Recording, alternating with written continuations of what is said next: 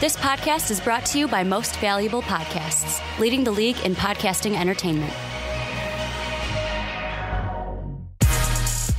Welcome, ladies and gentlemen, boys and girls, children of all ages. This is a Fast Break Podcast. I'm your host, Sean Anderson. Alongside me, as always, is Ricky Widmer. What's up, guys? And Dave Oster. Hey, everybody. And today we are talking about Anthony Davis for MVP. We're also talking about Marvin Bagley III and what team best fits him in the NBA draft. We're rounding it all up with some Grizzlies talk and the NBA draft. Which prospects best fit the Grizz? But before we jump into all of that, we got some things you need to check out. Patreon.com/MostValuablePodcast. If you want to be on a podcast monthly, head over to patreon.com/MostValuablePodcast and check out that $10 tier. But we also got monthly podcasts for people who join at the $1 or $2 tier. Also check out mostvaluablepodcast.com. I was wearing the shirt last week. I think you should come over and check out the store that we have on that website as well. You can also see everything that we post over on the site. And finally, if you're listening on iTunes, give us 5 stars over on iTunes. We need the support. We need the help. We appreciate the help as well. So head over to iTunes, give the Fast Break 5 stars over there. And also, since you're there, just go over to the Onside Kick. Rate that 5 stars. Primetime Podcast, 5 stars. And then the Rick and Johnny Podcast, 5 stars. But boys, let's jump into it. We're going to be doing Wet Boys today, but we're going to be moving it behind the AD topic. We did some show reviews, Most Valuable Podcast did. Mark said, hey, let's try to change this up a bit. Let's put Wet Boys in the middle. So let's do that. Let's jump into AD first, and we're going to talk about AD for MVP. Pelicans on a 70-game win streak currently, and AD just had a monster February where he was not only a 2-time Wet Boy, he also shot 50% from the field, 34% from 3, averaged 35 points per game, 13 rebounds, 2.2 blocks, 2.5 steals, and also 1.5 assists. A monster February for AD with DeMarcus Cousins being out. So right now, we see what AD's doing for the Pelicans. This team looks great out there. They're winning ball games. Does AD have a solid enough of a shot to overtake James Harden for the MVP? I think he does. It's going to be a lot of work because, again, this is, he was kind of sharing the load heavily with DeMarcus Cousins, like you mentioned. So really, we're getting like AD unleashed for these last 20-some games. I think that there's a lot of ground to make up. At the same time, James Harden has his Batman-Robin duo going with CP3. So I think it's fair game. I think if AD can carry this team into the playoffs on a strong note, he should definitely deserve a spot in the running. It's James Harden. Like this year, the MVP is going to be like this year. Yeah, can AD technically win it? Yeah.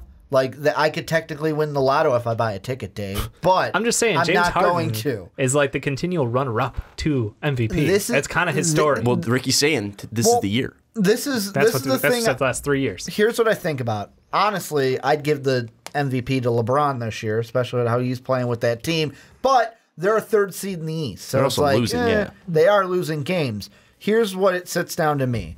You got James Harden, Giannis, AD, and LeBron. Those are my MVP top 4 right now. When I look at James Harden compared to Giannis and AD, because like with LeBron, what we just stated, you have the Bucks who are a 7th seed.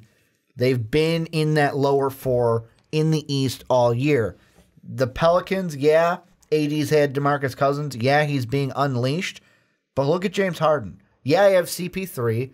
But look at the stats I'm putting up, plus my team right now. Yes, they're tied technically, but my team right now, and going into the All-Star game, we were the number 1 seed in the West, taking down the mighty Warriors for their top number 1 seed. And I don't know why I used air quotes because I like the Warriors, but I mean, that to me says more of you are on the best team in the West doing what you're doing, and you're going to make your team better for the playoffs. So, we always go back and forth. I mean, last year... Of what MVP really means. Exactly. So let's define that first, because last year it was, statistical numbers. We saw Russ, first triple-double, averaging a triple-double throughout the season since Oscar did it back in the 70s. So, I mean, that was historical right there. People even disagreed, though, that he, should have won it because, people were saying stat inflation, all this stuff. People were thinking Kawhi was, more important to his team. You were on the LeBron train. James Harden, again, runner-up last year as well. So it was just because, Russ got the first ever triple-double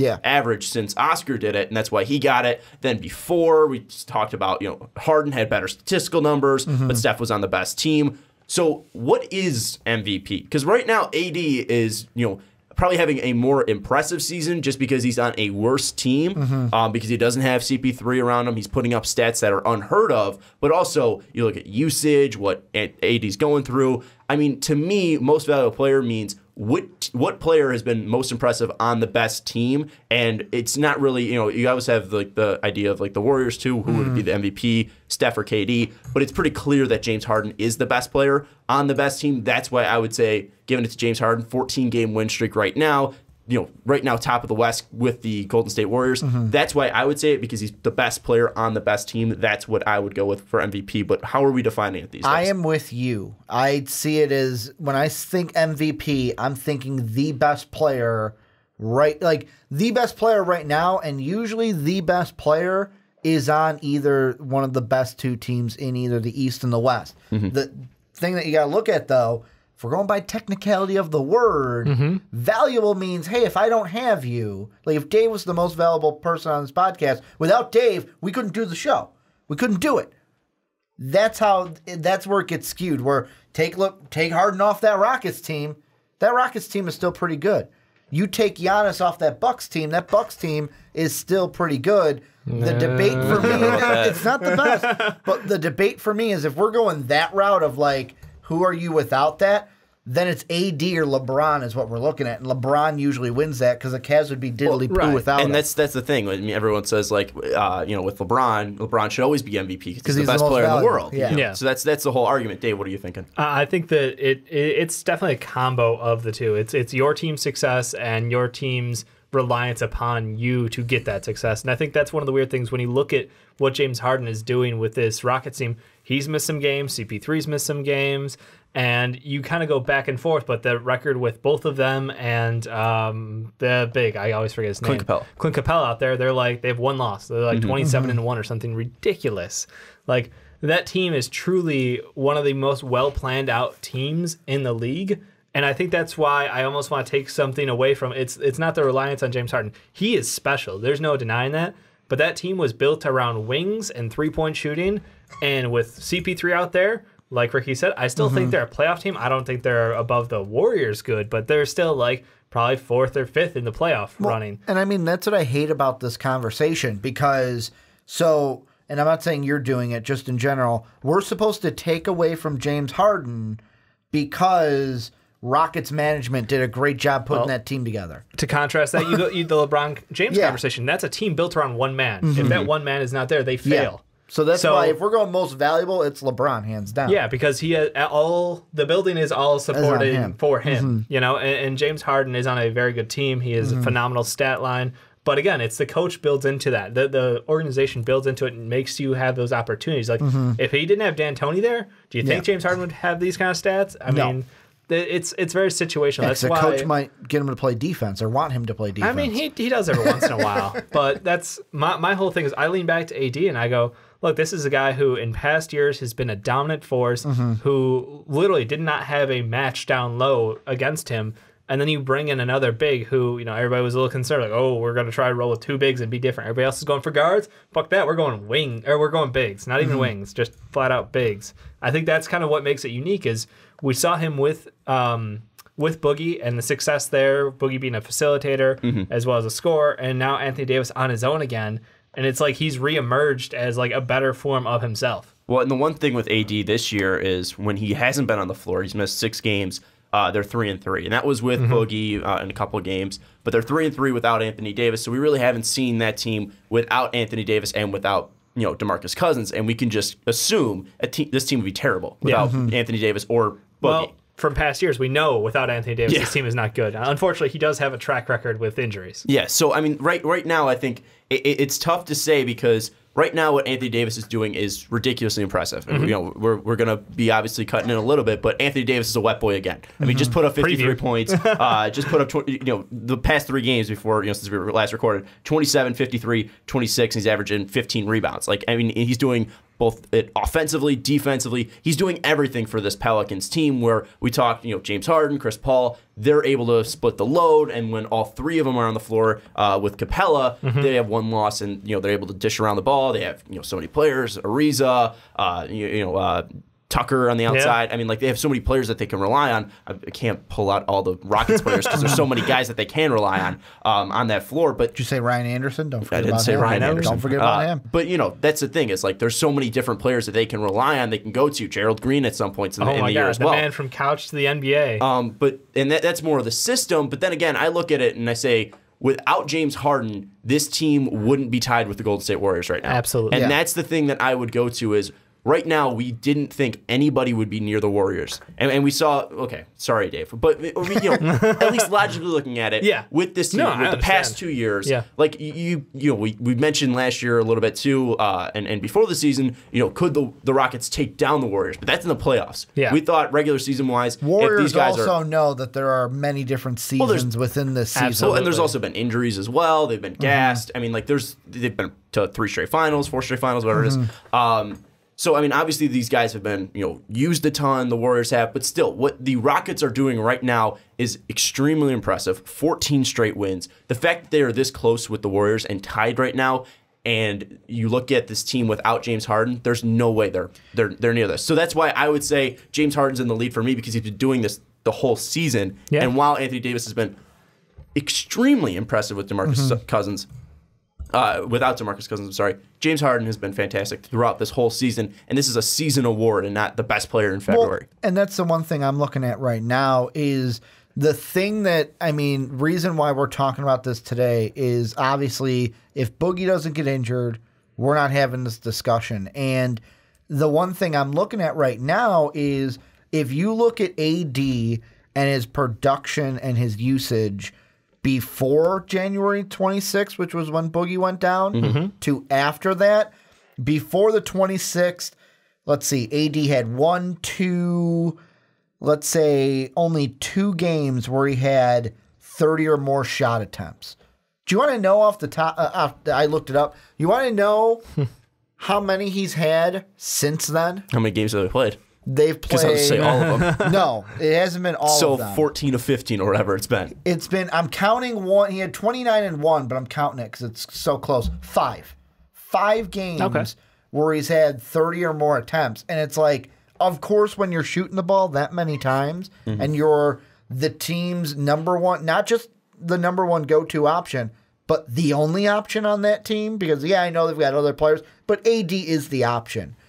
Are you telling me Emeka Okafor isn't earning his minutes? Dude, he's not fun to watch. Not the answer. That's why it's like James Harden. Are we going to take away from him just because AD is going to get more usage because the Pelicans suck? Is he getting more usage than hold on. Harden? Just because the Pelicans... real quick. I know we'll go back to Dave just on that thing. But you can say the Pelicans suck without AD, but right now they're on a 7-game win streak. So that's why we're talking about it, is the fact that they're still winning. I'm not saying wins and DeMarcus losses. I'm saying, are we going to penalize, and this goes back to what Dave was saying, but a different way of saying it, are we going to penalize James Harden because his team is really good around him, and Anthony Davis's team is not that good around him? Are we going to penalize Harden because, without Harden, the Rockets are still a decent team, but without AD, the Pelicans are, second in the running for the number one pick. Yeah, they're not even in the playoffs. Okay, yeah. I get what you're saying there, but I'm not saying it's a penalization. But then again, we go back to the fact of most important player. And that's why we're trying to define what it means. How do you value? Is it the most valuable or is it the best player? But I would see it as the best player. You could argue that Anthony Davis right now has been both since January 26th. You look at his usage. But he all has year. MVP's an all-year thing. That's true, but all year he's been great as well. I mean, it's not like Anthony Davis was a bum before this. No. Anthony Davis just is getting more opportunities to show what he can do. And since that injury, you see a true shooting of 58.3%, a usage of 34, an offensive rating of 113, and a defensive rating of 102. That's ridiculous right there. And I think statistically, since that game, he's averaging over 30 points, over 2 blocks, over 13 boards, around assist and a half, and he's shooting efficiently from the floor, and this team's been winning. So that's the thing with that is, I understand where you're coming from. We're penalizing James Harden because he's got a good team. Again, I would say I would give it to James Harden because he's consistently been the best player, and without James Harden, they'd still be a playoff team. They wouldn't be the number 1 seed in the Western Conference. So that's where I land on it. I'm not really sure exactly, what AD needs to do. I don't know if he can make up that lost time from January to November and October to what James Harden's been able to do for the 2017-2018 season as a whole. Yeah, no, I think that's pretty well put. It's not like anyone thinks that James Harden isn't like the incumbent. Like, he is the expected winner of this award this year. I'm saying that Anthony Davis is working his way into that conversation and has a legit point, because over the whole year, he's been putting up 28 and 11. Like, come on. It's not like he was a slouch before this injury to Boogie. He was still one of the best players in the NBA going into that, and now he's just getting more usage and getting put into a better position to be the number one guy on that team at all times. So I don't think by any means we're trying to knock James Harden. We're just trying to say that this is a guy who has had the whole year on a solid team, and he's playing phenomenally, versus Anthony Davis, who is now bringing up his game to an MVP level. Well, and the thing, since Boogie got hurt, 8-5 the Pelicans are, 33 points per game, 13 rebounds, 2.2 assists, 2.3 steals, 2.4 blocks. He's shooting 49% from the field and 34% from three, and those are both close to 50 and 35. So, I mean, like, this team's winning without DeMarcus Cousins. They're winning because of Anthony Davis. Yeah. Again, it's tough because I think now he's in the MVP discussion from what he's done since Boogie. It's really about where would he go. No one was even going to mention him. Exactly. People that's were throwing honesty. Steph in there because of his shooting ability, what the Warriors are doing. People were throwing KD for the same exact reason. But then, really talking, can both of those guys be MVP candidates? And that whole discussion that we had last year as well. LeBron was obviously in there. James Harden was in there. Giannis was in there as well. So let's kind of thin this out a little bit and talk about guys who can win the MVP, and let's do some MVP rankings on where you would put everybody. So, Ricky, we'll go with you first. Obviously, you have James Harden. Give us your top five. I'm going to have James Harden at number 1.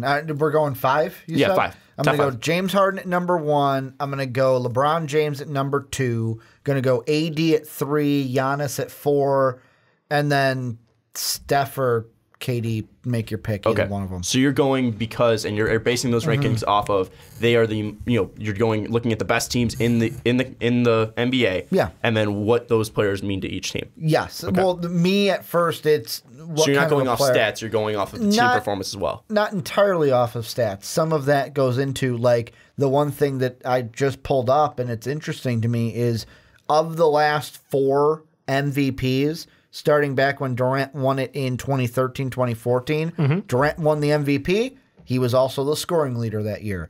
Then the next year, this is one of the anomalies. Steph Curry wins the MVP, but Russell Westbrook was the scoring leader.